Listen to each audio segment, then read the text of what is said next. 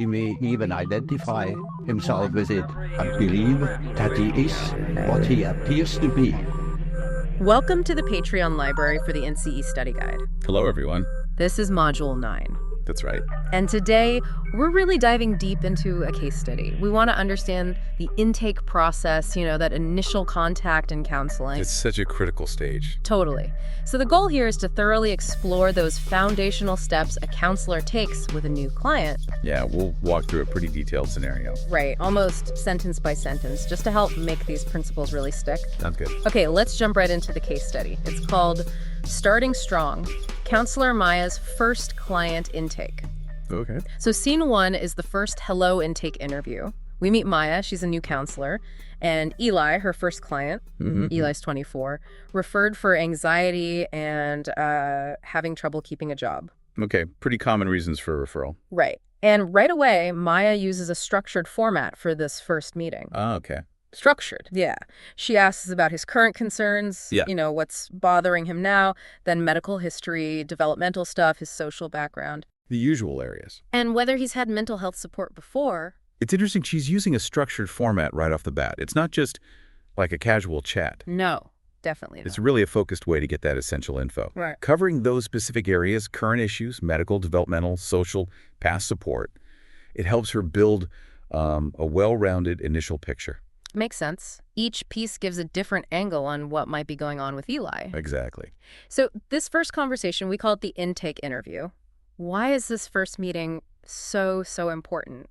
What's Maya really trying to find out here? Well, the intake does a few really key things. First, it's the start of the therapeutic relationship, right? So building some trust, some safety, that's huge. Okay. And second, it is about collecting that essential initial data. Maya needs the context of Eli's life. What's happening now, his history, any resources he's used. Right, so it shapes her first impressions. Totally.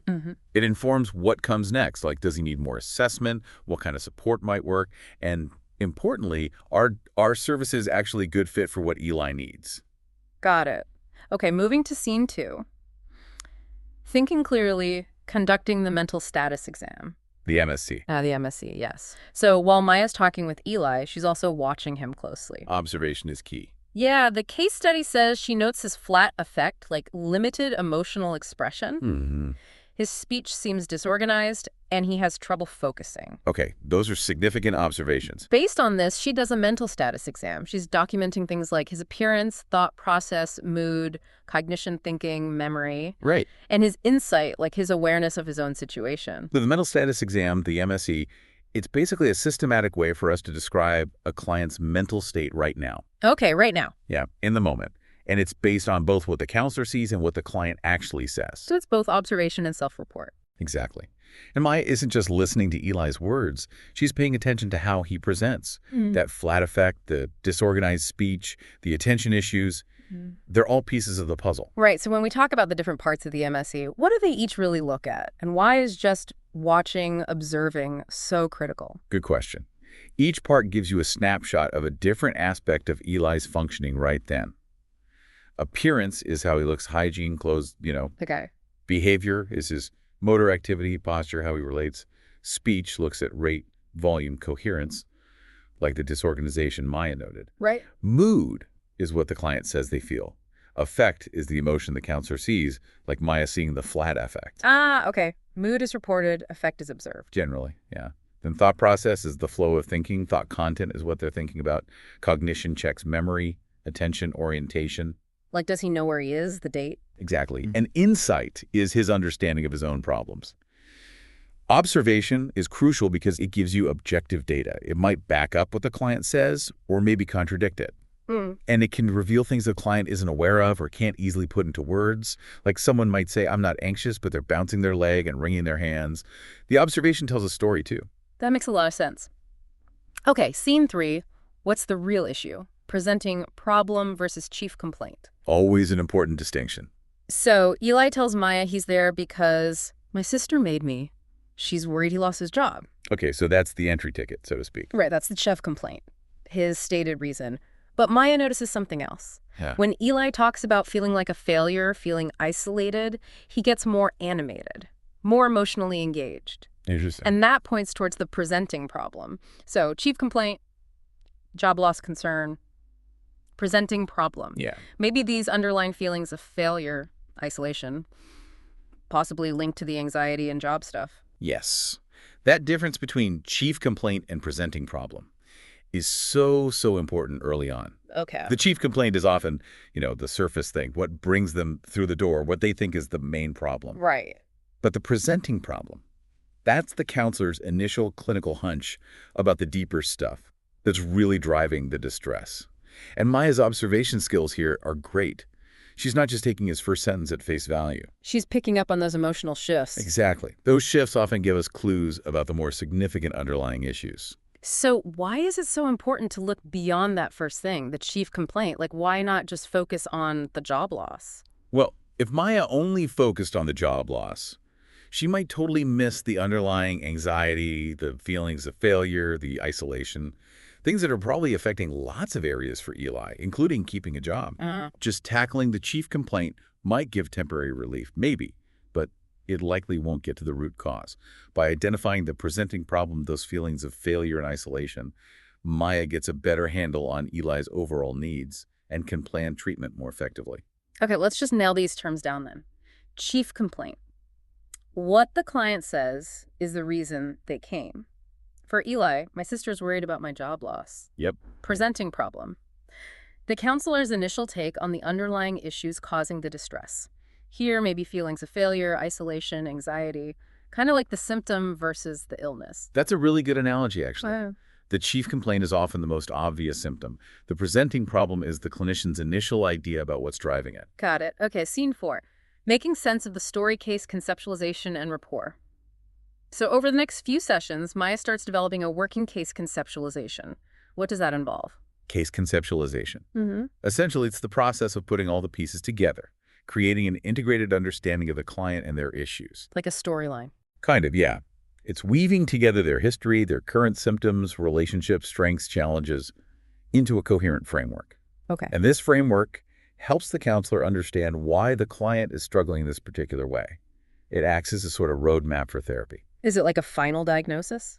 Not exactly. It's more dynamic. Yeah. It's a working understanding, meaning it can change and get refined as you learn more in therapy. It's not set in stone. The case study says Maya uses a biopsychosocial model for this. What's that about? The biopsychosocial model.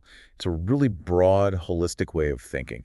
It basically says we need to look at the interplay of biological factors. Like genetics, health stuff. Exactly. And psychological factors, thoughts, feelings, behaviors, coping skills. Okay. And social factors, relationships, culture, socioeconomic status, support systems. All these things interact to influence well-being and mental health. So for Eli. Maya considers his family's expectations. That's social. His late ADHD diagnosis. That's biological, but with huge psychological impacts on how he sees himself. And the internalized shame he feels, that's psychological. Wow. Okay. It connects a lot of dots. It really does. It gives a much richer picture. The study also says Maya's warm, attuned responses help build rapport, and that helps Eli open up. So what exactly is rapport building during assessment, and why is it so critical right at the start? Rapport building is all about establishing that connection. A comfortable, trusting, collaborative relationship with the client. How do you do that? It involves showing empathy, really listening actively to understand their perspective, being genuine, showing respect, creating a safe space where they feel accepted and understood. Okay. And it's absolutely vital during assessment because it directly impacts how much and how honestly the client shares. If Eli doesn't feel safe or connected with Maya, he's probably not going to talk about his deepest fears or struggles. So trust is really the key here, isn't it? Absolutely. Without that foundation of trust, the client might hold back giving complete information. And that really hobbles the counselor's ability to understand what's going on and plan effectively. Good rapport early on just sets a much more positive stage for everything that follows. Makes perfect sense. Okay, last scene, scene 5. Asking the right questions, structured versus unstructured interviews, and behavioral observations. Okay. Tools and techniques. So Maya uses both structured tools, like the Beck Depression Inventory, Are common. and also open-ended interview questions. Can you break down the difference between structured and unstructured interviews? What are the pros and cons? How do they work together? Sure. So structured interviews use a fixed set of questions, asked in a specific order, often with standardized scoring. like the BDI. Okay, very systematic. Exactly. The benefit is reliability, consistency, great for diagnosis, tracking progress. But they can feel a bit rigid, maybe less personal, might not let the client explore things outside the specific questions. Right, and unstructured. Unstructured is much more flexible, more conversational. Open-ended questions, the client can kind of guide things more. Great for building rapport, uncovering unexpected things. But maybe less systematic. Yeah, that's the drawback. You might miss key areas if you're not careful. So what Maya's doing using both is often ideal. Best of both worlds. Kind of. The structured tool gives specific, maybe quantifiable data on depression. The open-ended questions allow for deeper, more client-centered exploration. They complement each other, giving you both breadth and depth. And then there are the behavioral observations. Maya's noticing Eli fidgeting, avoiding eye contact, even showing up late. Why are these seemingly small things important? Oh, those small details can be incredibly informative. Behavioral observations give you another layer of data, beyond just the client's words. How so? Well, Eli's fidgeting and lack of eye contact, that could be nonverbal signs of anxiety or discomfort he's not actually voicing. Okay. Being late consistently maybe suggests issues with organization, maybe motivation issues, maybe even some mixed feelings about being in therapy. Interesting. These nonverbal cues, these patterns, offer insights into their emotional state, coping styles, potential challenges, things that might not come out just through talking. It's about seeing the whole person, words, body language, behavior patterns. It gives a fuller picture. That's really helpful. Okay, this has been a great breakdown of Maya and Eli's initial process. Let's switch gears now. Time for a quick NCE-style mini-quiz to lock in some of these concepts. All right, let's test our knowledge. Question 1. Structured versus unstructured interviews. Okay, scenario. A counselor uses a checklist of questions during intake, but also says, feel free to share anything else that feels important to you. What type of interview is this? A, fully structured. B, semi-structured. C, free association. D, diagnostic only. Okay, a checklist plus open encouragement. Restating the question, a counselor uses a checklist but also encourages the client to share what feels important. What type of interview is this? I think that would be B. Correct. The answer is B, semi-structured. Right, because it combines the standardized questions, the checklist, with that flexibility for the client to add more and for the counselor to follow up. Exactly. Fully structured wouldn't allow that deviation. Free association is a specific technique, not an interview type overall. And diagnostic only isn't really a standard classification. So, semi-structured balances consistency with being client-centered. Like using a symptom checklist, but also asking broad questions about their life. Perfect example. Okay, question 2. Presenting problem versus chief complaint scenario. A client comes in and says, I haven't been able to sleep well for weeks. But the counselor, through talking more and observing, notes signs of significant anxiety and past trauma. What is the chief complaint here? A, anxiety and trauma. B, underlying mental health issues. C, insomnia. D, medication side effects. Okay, what the client says versus what the counselor sees. Restating the question, client says, I can't sleep. Counselor notes anxiety trauma. What's the chief complaint? The chief complaint is what the client states, so. C, you got it. The answer is C, insomnia. Yeah, because that's the reason the client gives for seeking help with the sleep problem. Precisely. The counselor's observations about anxiety and trauma point towards the presenting problem, the counselor's initial hypothesis about what's underlying the insomnia. A and B are part of the counselor's formulation, and D is a possibility to explore, but not the chief complaint itself. Makes sense. The stated reason. Okay, question 3. MSE behavioral observations scenario. A client walks in slouched, avoids eye contact during the session, and speaks in a flat, monotone voice. Which part of the mental status exam would these observations primarily fit under? A, insight. B, appearance and behavior. C, cognition. Mood and effect. Slouching, no eye contact, monotone voice. These are things you see and hear. Restating the question. Slouching avoids eye contact, speaks in monotone. Which MSE component? That feels like B, appearance and behavior. Correct again. The answer is B, appearance and behavior. Because these are directly observable things, how they look, how they act. Exactly. Posture, slouching, and interaction style, eye contact, fall under behavior. The monotone voice is part of their overall presentation or appearance in this context. While monotone might suggest something about effect, part of D, the descriptions themselves are most directly categorized under appearance and behavior. Right. Insight is their understanding, cognition is thinking. Yeah, B fits best. Other things like dress, Hygiene, restlessness would also fit here. Good examples. Question 4. Case conceptualization. Which of these statements best describes the main purpose of case conceptualization in counseling? A. To assign a formal diagnostic label based on standardized criteria. B. To document the client's self-identified goals for therapy. C. To develop an integrated understanding of the client's presenting issues within their broader context. D. To complete the necessary paperwork for insurance reimbursement. What's the purpose of conceptualization? Restating the question. Which statement best describes the purpose of case conceptualization? I'm going to go with C, the integrated understanding. That's the one. The answer is C. To develop an integrated understanding of the client's presenting issues within their broader context. Yeah, it's about putting all the pieces together, history, symptoms, context, to create that holistic picture.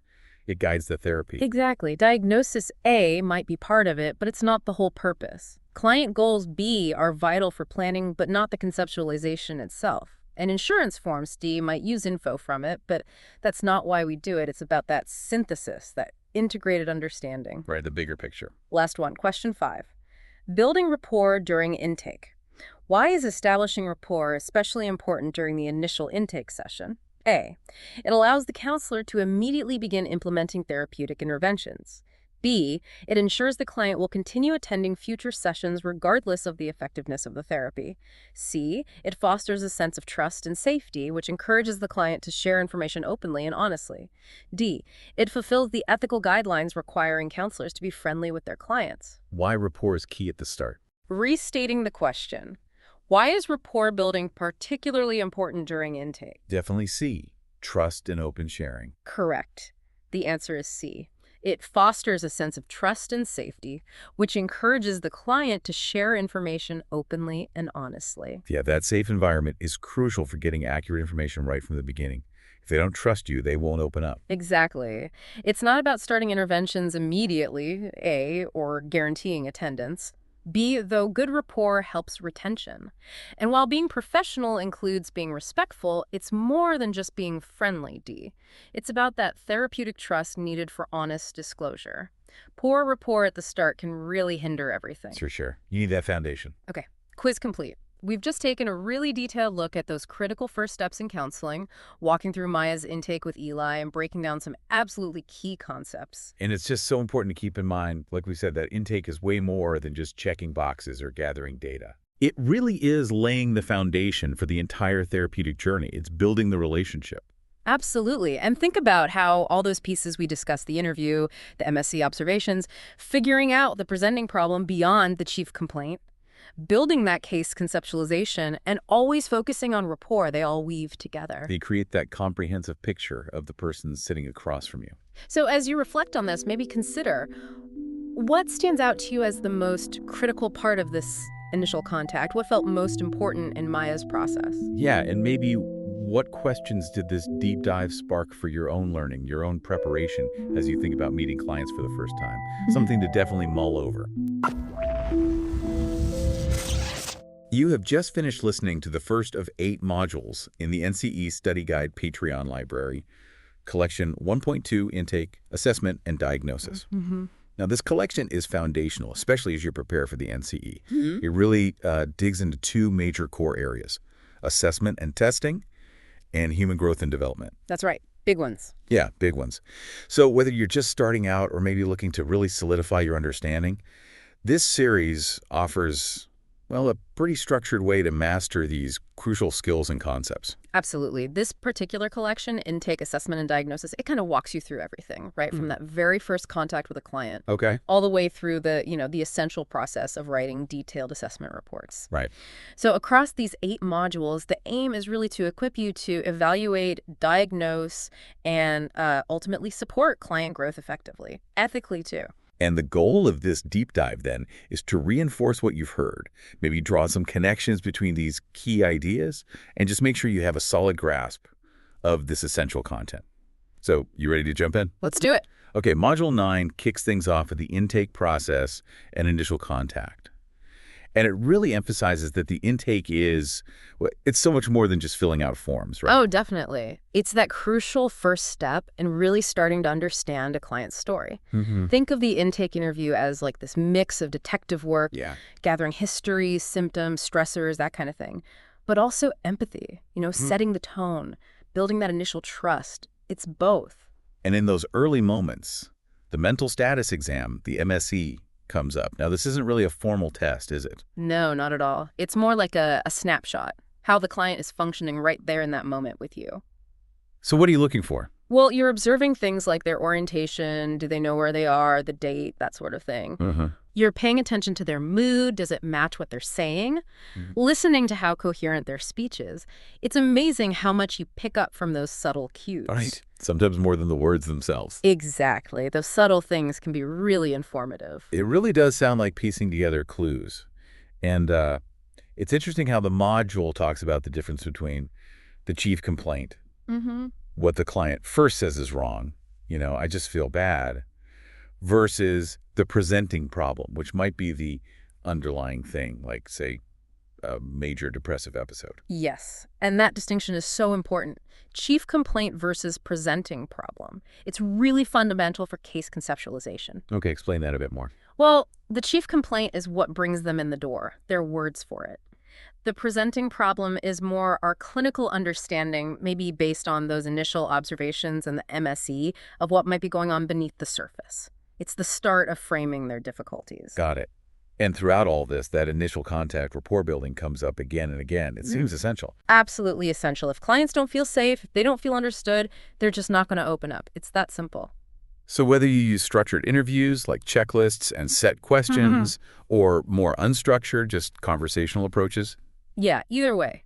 Your ability to connect, to be empathetic, to be present, that's what builds the safety and trust. And then there's behavioral observation, too. It's not just listening, is it? Not at all. You're watching nonverbal cues, how they react to things, maybe what topics they seem to avoid. Sometimes what isn't said or how they act when they don't say it can be just as significant. It adds another layer to that initial picture. Okay, so that sets the stage. Then Module 10 moves into assessment fundamentals. And it starts by trying to untangle assessment, testing, and evaluation. Those terms can get mixed up. They really can. So assessment is the big umbrella, right? The whole process of gathering information. Okay. Testing is more specific, using formal instruments like questionnaires or psychological tests. Right, the actual tools. Oh, exactly. And evaluation. That's when you take all the data from the assessment process, including any tests, and you interpret it, you integrate it, you make sense of it all to understand the client. The baking analogy they used was helpful there. Testing is measuring the ingredients. Assessment is mixing and baking. Yeah. And evaluation is tasting the cake. Exactly. It makes it pretty clear. And then it gets into standardized versus non-standardized assessments. That's another key difference. Okay. So standardized means? Standardized means they've got research behind them, established norms so you can compare schools, and really specific, consistent ways you have to administer and score them. Think of like well-known psychological tests. Right. Rigorous. Very. Non-standardized are more flexible. Things like open-ended interviews, maybe asking a client to keep a journal. They give you rich info, but they lack that psychometric rigor, that proven consistency and validity. Makes sense. And then norm-referenced versus criterion-referenced tests. Yeah. They sound a bit technical. They do, but the idea is simple. Norm-referenced tests compare a client to a larger group, like an IQ test compares you to others your age. Okay. Criterion reference tests measure against a specific standard or benchmark, like, have you mastered this skill? Yes or no? Like a driving test. You either pass the criteria or you don't. You're not ranked against other drivers that day. Exactly. Perfect example. And then there's formative versus summative assessments. Right. Formative is sort of during the process. Yeah. Like checking in during therapy. Precisely. Quick checks, progress monitoring, how's this technique working for you, that kind of thing. It guides the ongoing work. And summative. That's more about evaluating the overall outcome, like an end-of-treatment assessment to see how much progress was made from start to finish. Okay. And the module also mentions screening tools, like the PHQ-9 or GAD-7. Quick checks for depression or anxiety. Yeah, those are super useful as a starting point. Quick, easy to use, give you a signal if maybe depression or anxiety symptoms are present, and need a closer look with more thorough assessment. Good first step. And finally, Module 10 talks about triangulation.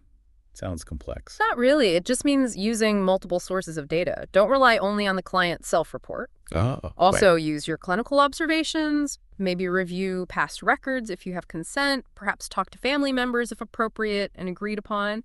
It's about getting a fuller, more well-rounded picture by looking from different angles. right. Avoiding putting all your eggs in one basket, informationally speaking. Exactly. Okay, so Module 11 then gets into the nitty-gritty. Psychometric properties. This is all about the quality of our assessment tools, focusing on reliability and validity. Absolutely critical stuff. If you're using a test, you have to know if it's reliable and valid. Reliability, basically, is consistency. Right. Does it give you similar results under similar conditions? Precisely. And there are different types. Retest reliability is about consistency over time. Give the test now, give it later. Assuming nothing major changed for the person, you should get similar scores. Okay. Makes sense. Then there's inter-rater reliability. That's about agreement between different people scoring or administering the test. So if two therapists observe the same thing, they should ideally rate it similarly. Yeah, you want consistency between raters. And internal consistency looks within the test. Are all the items kind of measuring the same underlying thing? Like if it's an anxiety scale, do all the questions actually seem related to anxiety? Exactly. If some items feel random or unrelated, the internal consistency is low, which makes you question what the test is really measuring. Okay, so that's reliability, consistency. Then there's validity, which feels even more important. Does the test measure what it says it measures? That's the core question of validity. And again, there are different types. Construct validity is key. Does the test actually tap into the theoretical concept, the construct it's supposed to measure, like self-esteem or intelligence? Does it align with the theory? Right. Content validity is about coverage. Does the test cover all the important aspects of the concept? If you're assessing depression, does it hit the mood, cognitive, physical symptoms, or just one part? Got it. Needs to be comprehensive. Criterion validity connects the test to real-world outcomes or other measures. Like, does the test predicting job success actually correlate with how people perform on the job later? Exactly. That's predictive validity, a type of criterion validity. And finally, face validity. This one's simpler. Does it just look like it measures what it should on the surface? Yeah. Does it seem relevant? It's important for client buy-in, but it's not enough on its own to prove a test is good. Right. Can't judge a book by its cover or a test by its face validity alone. Nicely put. The module also brings up standard error of measurement, SEM. Sounds technical. It does. But it's basically acknowledging that no test is perfect. The SEM gives you an estimate of the fuzziness around a score due to random error. A smaller SEM means a more precise, reliable test. Okay, so it's like a margin of error. Pretty much. And that leads into confidence intervals. Instead of saying a score is exactly 100, we might say we're 95% confident the true score is between 95 and 105. Right. Avoids over-interpreting a single number. Exactly. It gives you a range. And finally, the module stresses norms and standardization samples. Who was this test developed on? So you can compare your client appropriately. Yes. You need to compare them to a relevant group considering age, culture, background. Using the right norms is crucial for fair interpretation. Absolutely. Okay, then Module 12 brings in the vital topic of ethical and multicultural considerations. This feels central to everything. It absolutely is. Ethics and cultural competence have to underpin all assessment practices. Informed consent is paramount. Clients need to know what the assessment is for, what the process involves, how the results will be used. Everything. They need to agree knowledgeably. And then there's test bias and cultural fairness. This is huge. Yeah, the fact that many standard tests were developed with, well, dominant cultural groups in mind. Exactly. And they might not work the same way or mean the same thing for clients from different cultural backgrounds. We have to be so careful not to misinterpret results or pathologize cultural differences. And what about language barriers? Big challenge. The module stresses using trained interpreters whenever possible, not just family members. And even then, understanding the limitations. Sometimes modifications or accommodations are needed for language or disabilities. And using assessments specifically designed for certain populations, like kids or older adults. Yes, sometimes special tools or approaches are needed, and it's our responsibility as counselors to be competent, know the tools, use them appropriately, know when to refer out if something is beyond our expertise. Competence is non-negotiable. Couldn't agree more. Okay, Module 13 moves to diagnosis and clinical classification. This means diving into the DSM-5-TR. Yep, the Diagnostic and Statistical Manual of Mental Disorders, text revision. It's the standard guide in the U.S. Understanding its structure, how symptoms cluster, the diagnostic codes is fundamental. It's the common language for diagnosis, and the module talks about differential diagnosis. Right. That's the process of figuring out which specific disorder fits best when several might seem possible because they share symptoms. Like sorting through different types of anxiety disorders. Exactly. Or distinguishing depression from bipolar disorder. It requires careful consideration of all the criteria. And comorbidity comes up too, having more than one diagnosis at once. Which is actually really common. Many clients meet criteria for multiple conditions, and that definitely impacts how you approach treatment planning. You have to address the whole picture. And rule out diagnoses. Those are conditions you're considering. They might fit some criteria, but not all yet, or you suspect they might develop later. So you keep them in mind, you rule them out for now, but monitor. Okay. The DSM also uses subtypes, specifiers, severity ratings. Yes, these help refine the diagnosis. Instead of just depression, you might specify major depressive disorder, recurrent, severe, with anxious distress. It adds important detail. Makes the diagnosis more precise. Much more. And there are provisional diagnoses too. That's when you're pretty sure, but you still need more information over time to confirm it, like a working hypothesis. A placeholder, almost. Kind of. And importantly, the module mentions Z codes and V codes. These aren't mental disorders. What are they for then? They capture other things affecting well-being, psychosocial stressors, environmental problems, like homelessness, relationship problems, job loss. Things that are really important context but aren't diagnoses themselves.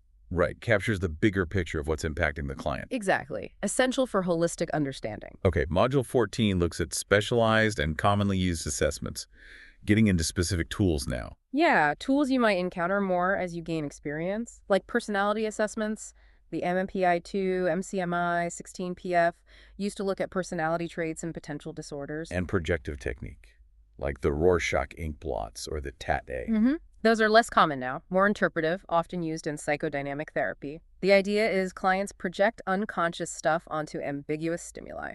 Interesting. Then intelligence tests, like the WAIS for adults, WISC for kids. Right, giving IQ scores, but also breaking down cognitive strengths and weaknesses, verbal skills, memory, processing speed. And the difference between aptitude and achievement tests. Aptitude tests aim to predict potential, what you could learn.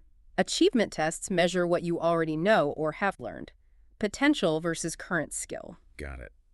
And interest inventories for career counseling. Yeah, like the strong interest inventory. Helps people connect their interests to potential career paths. Very useful in that context. And finally, risk assessment tools. These seem critical. Absolutely vital. Tools like the CSSRS for suicide risk or the CAGE and AUDI for substance use.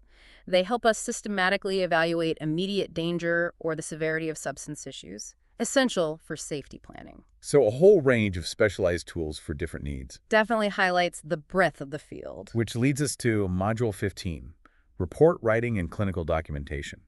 After gathering all this info, how do we communicate it? Right. The reports need to be clear, concise, and really tailored to who's reading them, other professionals, maybe a school, maybe an insurance company. So the language might change depending on the audience. For sure. And a key part is diagnostic justification. You can't just state a diagnosis, you have to explain why, linking your observations and test results back to the specific DSM criteria. Show your work, basically. Makes sense. What about regular case notes? Crucial. The module mentions formats like DOP, SOAP, or BIRP. Whichever format you use, the notes need to be accurate, objective, defensible, and useful for tracking progress and planning. They tell the story of the therapy. And referral reports when sending a client elsewhere. Need to be professional, clear, and always protect confidentiality. Smooth handoffs are important. And documenting risk and protective factors. Yes. So important for treatment planning and managing risk. What are the client's strengths? What puts them at risk? It needs to be documented. Good documentation protects everyone. It really is integral to the whole process. It truly is. Okay, finally, Module 16 wraps up with legal and professional considerations. The broader context. Yeah, focusing on our legal and ethical duties. Confidentiality of test data is huge. Clients have rights to their information, and we have to handle it securely. IPA and all that. Exactly. Test security is also key, protecting the actual tests from getting out and being misused. Right, keeping the instruments valid. And record retention, knowing how long you need to keep records, which varies by location and setting. Need to know the rules. Definitely.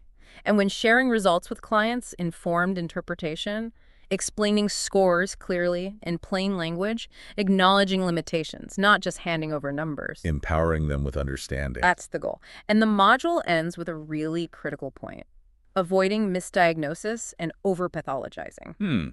Being careful not to label unnecessarily. Yes. Practice thoughtfully, humbly. Rely on the evidence. Don't jump to conclusions. It's a huge responsibility. Wow. Okay, so pulling it all together, these 8 modules really cover the landscape of assessment, from that first hello to the final report and diagnosis. It's a comprehensive journey, really laying the groundwork for competent and ethical practice. Absolutely crucial knowledge for ensuring our work is both competent and compassionate. Couldn't agree more. Now, if you found this review helpful, and maybe you're thinking you'd like to listen to all 8 modules in this Intake Assessment and Diagnosis collection, then I really want to invite you to join the NCE Study Guide Patreon community. It's a great resource. It really is. Yeah. We've set up 3 simple membership tiers: $5, $10, or $20 per month. And importantly, you get the exact same access to all the content, including this collection, no matter which tier you choose. Yeah, the idea is just to let you pick what feels right for your budget and the value you feel you're getting. Exactly. These modules are designed to be super convenient. Listen while you commute, while you're doing chores, or sit down and really focus with notes, whatever works for you. That flexibility is key when you're juggling studying with everything else. And the moment you subscribe, you get immediate full access to the entire library that's over 90 modules currently, and we're always adding more. It's a pretty extensive library covering all the NCE core areas. Plus, if you happen to choose the $20 tier, there's an extra perk. You can actually request personalized modules on topics you need extra help with. Which is a pretty unique feature, offering that tailored support. We really aimed to create something affordable, flexible, and personalized, especially compared to some of the more expensive commercial prep programs out there. And honestly, your support through Patreon is what makes all this possible. It lets us keep creating this content, run the free study groups, and just keep expanding the resources for everyone preparing for the NCE. So yeah, a huge thank you to everyone who supports the Patreon. It makes a real difference. It truly does. Thank you for your engagement, your support, and just your dedication to getting ready for this important work. We appreciate you being on this journey. And hey, speaking of community, we'd also love for you to join our free Saturday study group. It's a great way to connect with others, ask questions, and solidify what you're learning. Good energy in those groups. Definitely. You can find the details for that in the show notes.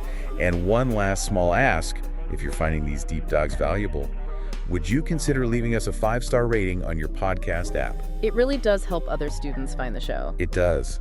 So thank you for considering that. The Patreon link, study group info, it's all waiting for you in the episode show notes. Check it out. You ready? Let's do this. 1, 2, 3. Nice to be in orbit.